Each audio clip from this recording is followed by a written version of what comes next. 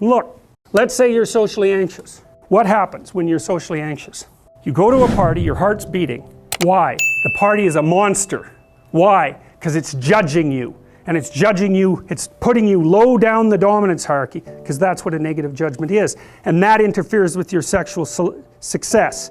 And that means that you're being harshly evaluated by nature itself. Right? So you are confronting the dragon of chaos when you go into the social situation. And so what do? You're like this, right? You hunch over, and that's low dominance. I'm no threat. It's like, well, that's not going to get you very far. You know, but that's a logical thing to do in the face of a tyrant. So I'm no threat. You know, you look at the king and you're dead. I'm no threat. I'm hunched over. And then what's happening internally?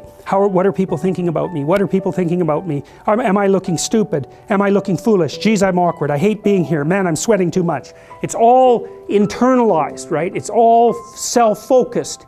The eye isn't working. What do you tell people? Don't stop thinking about yourself, because you can't. It's like, don't think of a white elephant. White elephant, white elephant, white elephant. You can't tell someone to stop thinking about something because they get caught in a loop. What you do with socially anxious people is you say, look at other people. Look at them, right? Why? Because if you look at them, you can tell what they're thinking. And then unless you're terribly socialized, and some people are. Some people have no social skills, and so the reason they can't go to a party is because they don't even know how to introduce themselves. Like no one ever taught them how to behave. And so they're really good candidates for behavior therapy, because you walk them through the process of how you actually manifest the procedures that are associated with social acceptability. But most people aren't like that. They have the ability. So if they're really introverted and high in neuroticism, they can usually talk quite well to someone one-on-one. Why? Because they look at them. Well, if I look at you, it's another thing to do if you're ever speaking to a group of people. Never speak to the group of people. That doesn't exist. You talk to individuals, and then they reflect for you the entire group, because they're all entrained. So you look at one person, they broadcast to you what everyone's thinking, and you know how to talk to one person. So it's easy.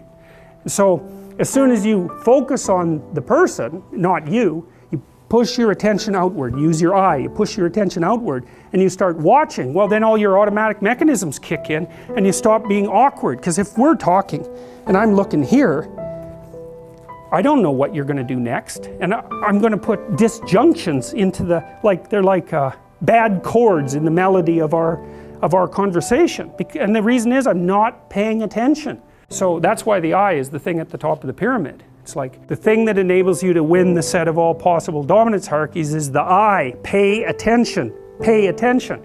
That's the critical issue. That's why the Egyptians worshipped Horus.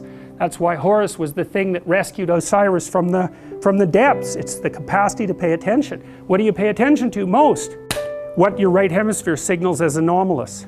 It attracts your attention. It's like, this isn't going quite right. I'm not looking at that. Wrong.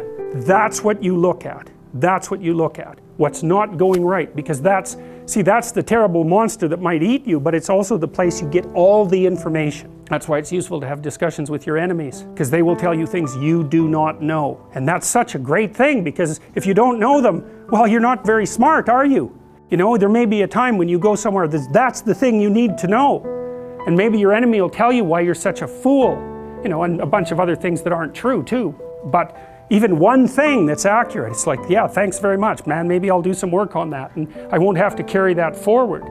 So, and then that's part of the reason, again, why the terrible predator, it's always the terrible predator that has the gold. It's like, it's the person who delivers the message you do not want to hear. So it's rough, but it doesn't matter. Life is rough.